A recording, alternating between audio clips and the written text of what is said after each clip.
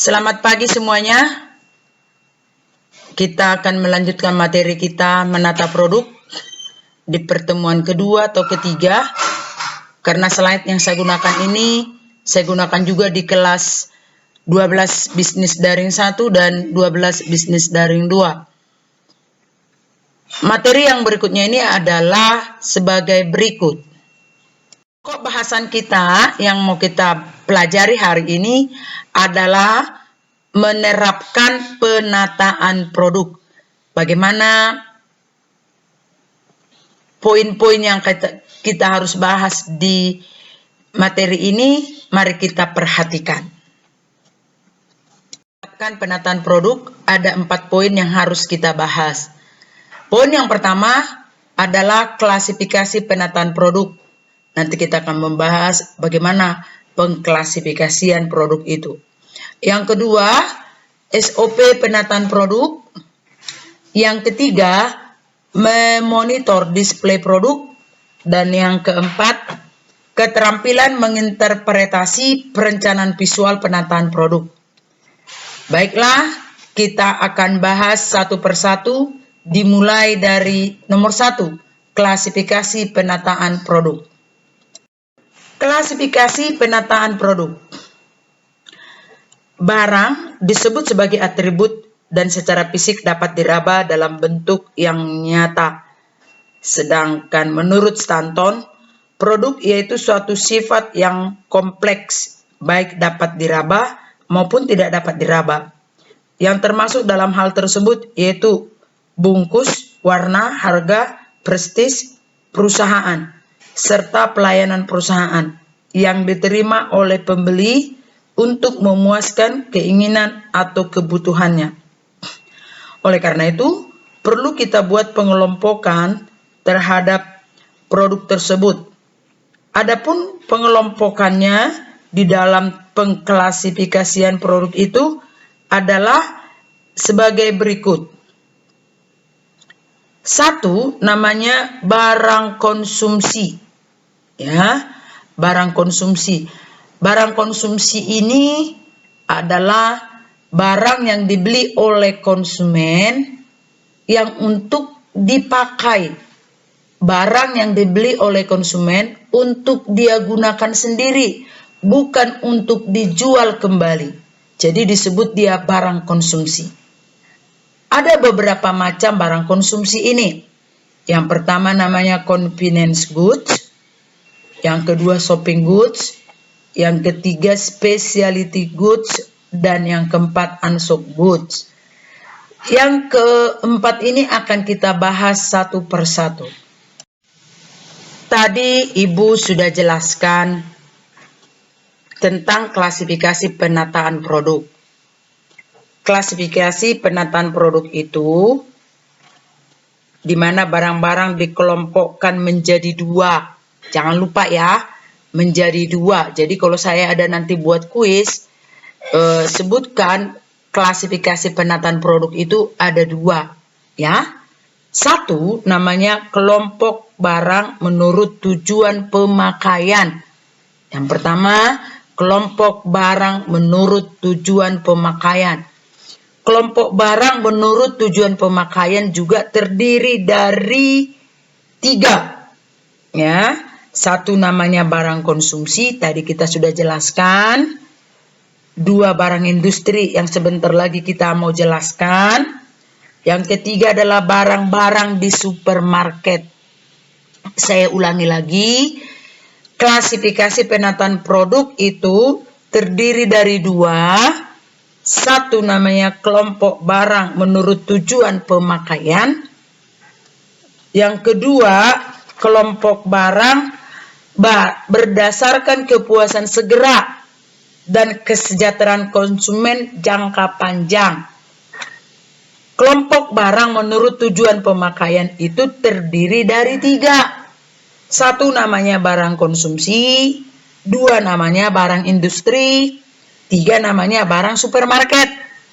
Tadi kita sudah bahas barang menurut konsumsi, ya, barang konsumsi. Sekarang kita barang industri. Apa itu barang industri? Barang industri adalah barang yang dibeli untuk diproses lagi bagi kepentingan industri. Barang yang dibeli untuk diproses lagi untuk kepentingan industri itu namanya barang industri. Misalnya ubi dibeli 10 ton. Ubi dibeli 10 ton bukan untuk bikin kue di rumah untuk dimakan sendiri. Tapi ubi dibeli 10 ton untuk diproses, dijadikan tepung. Dan tepung nanti akan diproses lagi untuk menjadikan namanya mie, untuk menjadikan namanya keperluan-keperluan lain. Seperti itu.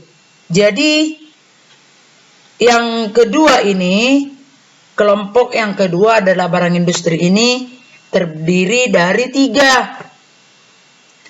1 namanya pembekalan dan pelayanan, 2 bahan dan suku cadang, 3 namanya barang modal, instalasi peralatan ekstra. Kelompok yang sekarang adalah barang-barang di supermarket. Masih kelompok menurut tujuan pemakaian.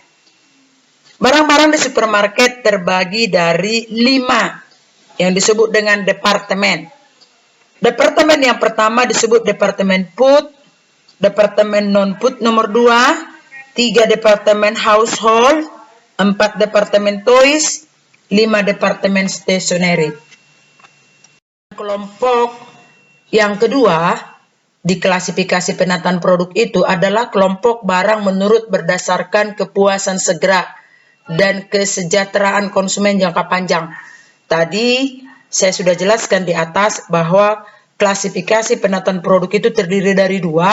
1 namanya kelompok barang menurut tujuan pemakaian, dan yang kedua kelompok barang berdasarkan kepuasan segera dan kesejahteraan konsumen jangka panjang.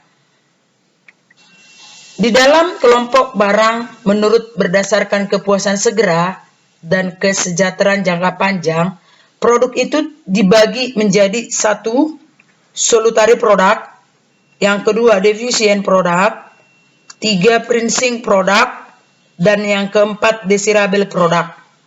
Kita akan bahas masing-masing materi ini. Kita mulai lagi dari awal. Kita mulai dari barang konsumsi. Ya. Barang konsumsi itu terdiri dari 4 tadi. Ibu sudah sampaikan. Yang pertama, barang konsumsi yang disebut convenience goods. Apa itu convenience goods?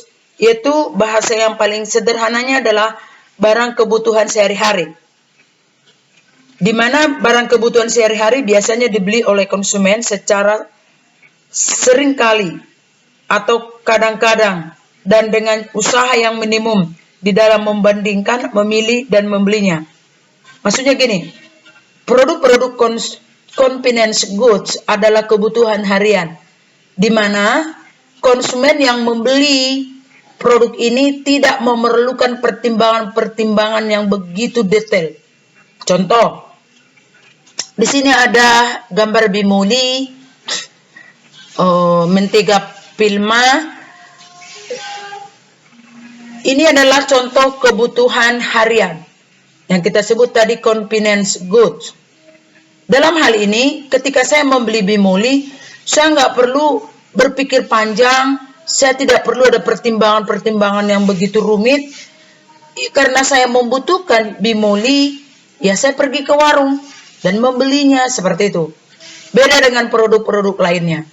Jadi kebutuhan convenience goods atau kebutuhan harian adalah produk yang dibeli sesering mungkin, ya, karena kita memerlukannya setiap hari. Jadi pembeliannya pun sangat sering. Dalam pembeliannya tidak perlu ada pertimbangan-pertimbangan khusus. Kita ya beli-beli aja seperti itu. Yang kedua adalah shopping goods. Shopping goods atau barang-barang belanja, yaitu Barang belanja memiliki ciri-ciri harga yang relatif mahal, perbandingan mutu, dan lain-lain. Barang tersebut seperti peralatan rumah tangga, pakaian, dan mobil. Contoh produk shopping goods, yaitu pakaian-pakaian yang mahal. Ketika saya ingin membeli pakaian-pakaian mahal, saya sangat memperbandingkannya, baik model, kualitas, baik mereknya, harganya. Saya sangat perbandingan betul. Saya sangat penuh pertimbangan. Beda dengan saya membeli bimoli. Kalau saya beli bimoli, aku tidak perlu membutuhkan pertimbangan yang rumit. Saya langsung membelinya. Tetapi kalau saya disuruh membeli pakaian yang mahal, pakaian pesta, saya akan memperbandingkan, saya akan mempertimbangkan, supaya dalam membeli, saya tidak merasa menyesal. Ini disebut dengan shopping goods. Jadi seorang penjual harus memperhatikan produk yang dia jual itu produk apa.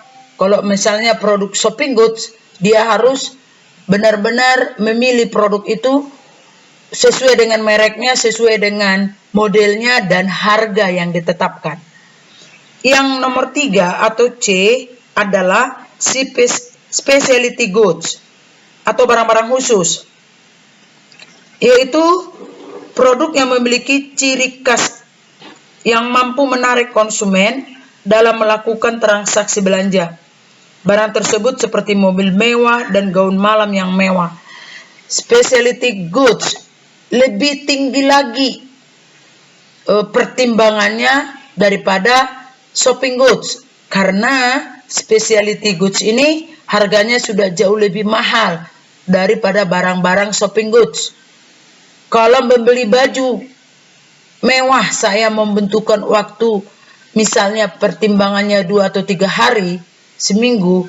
Tetapi kalau untuk membeli mobil, mungkin saya akan mempertimbangkan waktu saya itu 1 bulan.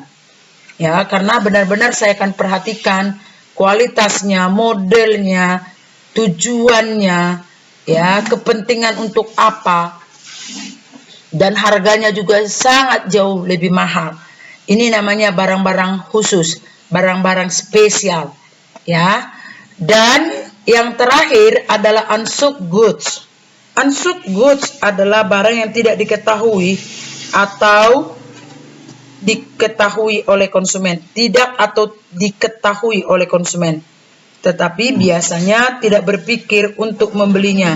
Misalnya asuransi jiwa, batu nisan, dan tanah kuburan. Artinya unsold goods adalah produk yang saya tidak menyukainya. Seandainya pun dikasih ini garansi atau bonus, ya, kita lihat contohnya di sini adalah peti mati. Seandainya ada penjualan peti mati di sini disebut ada diskon 50%, saya tidak tertarik untuk membelinya. Itu namanya produk unsold. Produk yang aku tidak suka. Tetapi pada saat aku membutuhkan, pada saat aku memerlukan, mahal pun barang ini aku beli. Ya, tadi contohnya peti mati ini. Kalau ada keluarga saya meninggal, walaupun ini peti mati mahal, saya pasti beli. Tapi kalau tidak ada keluargaku yang meninggal, itu dijual murah, diobral, beli 1 gratis 3, aku tidak mau beli. Untuk apa saya? Ya, tidak ada gunanya buat aku. Dan aku simpan pun di rumah, pasti tidak diizinkan. Karena ini tidak dipentingkan, tidak ada keperluannya. Ini perlu jika sudah ada orang yang meninggal. Oke, ini adalah keterangan dari barang-barang konsumsi. Kita membeli ini, produk ini semuanya untuk kita gunakan sendiri, untuk kita pakai sendiri, bukan untuk kita jual. Oke? Saya berharap penjelasan saya cukup jelas. Baik, kita lanjutkan, yaitu barang industri. Barang industri adalah barang yang dibeli untuk diolah, untuk diproses, dan dijual kembali. Barang industri ini contohnya adalah pembekalan dan pelayanan. Ya, Dia seorang konsultan yang memberikan pelayanan, memberikan keterangan, memberikan ilmunya kepada orang-orang yang membutuhkan. Yang kedua, bahan dan suku cadang. Suku cadang yang ada di pabrik, yang ada di perusahaan-perusahaan, itu digunakan untuk mengolah barang, sehingga barang itu bisa digunakan. Dan yang ketiga adalah barang modal. Modal juga menjadi barang industri, di mana seorang pengusaha menginvestasikan uangnya dalam miliaran bahkan triliunan rupiah di sebuah perusahaan, supaya ke depan dia akan mendapatkan hasil daripada uang yang diinvestasikan tersebut. Lanjutkan, pembagian barang di supermarket. Pembagian barang di supermarket terdiri dari 5 departemen. Departemen yang pertama dikenal dengan Departemen Food. Departemen Food itu adalah departemen yang terdiri dari makanan-makanan ringan atau disebut dengan snack. Makanan-makanan ringan ini terdiri dari seperti susu, ya, biskuit, drink. Ini dikelompokkan dalam satu kelompok, satu gondola. Ini namanya Departemen Food. Yang kedua namanya Departemen Non-Food. Departemen Non-Food ini seperti hair care, body care, dan skincare. Ini untuk perawatan yang kita gunakan setiap hari. Dikelompokkan kepada Departemen Non-Food. Jadi kalau kita butuh odol, butuh sikat gigi, jangan pergi ke sini, nggak ketemu. Kita carilah yang namanya Departemen Non-Food. Yang berikutnya adalah Departemen Household, adalah keperluan rumah tangga, peralatan rumah tangga. Di sini ada kuali, ada panci, ada mug, ada mangkok, ada piring, dan sebagainya. Departemen Household ini ada yang menggunakan listrik, party-wear ada untuk keperluan pesta, ada produk-produk yang musiman, barang musiman, seasonal goods, seperti opens, orang pasti belinya pada saat-saat lebaran, pada tahun baruan, untuk bikin kue. Itu namanya barang musiman. Dan yang berikutnya adalah Departemen Stationery, yaitu Departemen ATK, alat tulis kantor, seperti map, buku, pensil, penggaris, dan sebagainya. Itu satu kelompok, namanya stationery, ada kebutuhan ATK. Dan yang terakhir adalah Departemen Toys, adalah departemen yang khusus untuk memajang produk-produk mainan, ya, mainan anak-anak. Ada untuk wanita, ada untuk pria. Ada yang menggunakan listrik atau menggunakan baterai, ya. Ada yang tidak menggunakannya. Jadi inilah pembagian barang-barang yang ada di supermarket. Baik, kelompok yang berikutnya adalah kelompok berdasarkan kepuasan segera dan kepuasan konsumen jangka panjang. Kelompok ini terdiri dari 4. Yang pertama namanya salutary product. Salutary product adalah produk yang tidak memiliki daya tarik, tetapi memiliki manfaat yang sangat baik buat konsumen dalam jangka panjang. Tidak ada tertarik sedikit pun aku untuk membeli sabun, untuk membeli odol, untuk membeli pasta gigi maksudnya. Tetapi karena sangat bermanfaat dalam hidup saya sehingga membelinya. Sekali lagi, salutary produk ini adalah produk yang tidak memiliki daya tarik sama sekali, tetapi sangat memiliki manfaat yang sangat panjang, yang sangat tinggi bagi konsumen. Yang kedua adalah produk deficient product. Deficient product adalah produk yang tidak memiliki daya tarik, tetapi memiliki manfaat, sama dengan salutary produk. Tidak ada daya tarik, tapi ada manfaat. Bedanya dengan salutary produk, ini bermanfaat buat hidup saya setiap hari. Saya mandi setiap hari menggunakan sabun, bermanfaat buat kesehatan saya. Tetapi kalau yang ini bermanfaat pada waktu tertentu. Ketika saya sakit, obat bermanfaat buat saya. Semahal apapun obat, saya akan membelinya karena bermanfaat, karena saya sakit. Tetapi ketika saya tidak sakit, dikasih obat, saya tidak menggunakannya, bahkan saya akan membuang. Karena obat ini tidak akan saya gunakan, karena saya sehat. Jadi Perbedaan dengan salutary produk ini bermanfaat dalam hidup saya setiap hari. Kalau deficient produk bermanfaat dalam hidup saya jika saya sakit. Yang ketiga adalah praising produk. Praising produk adalah produk yang menyenangkan, memberikan daya tarik, tetapi manfaatnya tidak ada. Manfaatnya sangat buruk dalam kehidupan saya. Contohnya adalah rokok. Rokok memiliki daya tarik kepada seorang perokok. Daya tariknya sangat kuat sekali. Tetapi manfaat rokok sama sekali tidak ada. Justru merusak kesehatan. Dan yang keempat adalah desirable product. Desirable product adalah produk yang memiliki daya tarik dan juga memiliki manfaat yang sangat tinggi. Contohnya adalah es krim. Es krim adalah produk yang sangat menarik, ya. Apalagi dibuat dengan model seperti ini, meleleh pula esnya. Ini menarik, sangat enak sekali melihatnya. Dan manfaatnya juga ada. Ini buat kesehatan, ada vitaminnya, ada kalsiumnya, bermanfaat buat kesehatan. Inilah pembagian barang di dalam kelompok berdasarkan kepuasan segera. Demikianlah pelajaran kita hari ini. Saya berharap kalian bisa memahami apa yang Ibu sudah sampaikan. Jika ada materi yang kurang dipahami, boleh menghubungi Ibu Tinar. Terima kasih atas perhatiannya. Selamat pagi. Thank you very much. Sese, Saugele, Kamsia, dan Mauliate. Merdeka!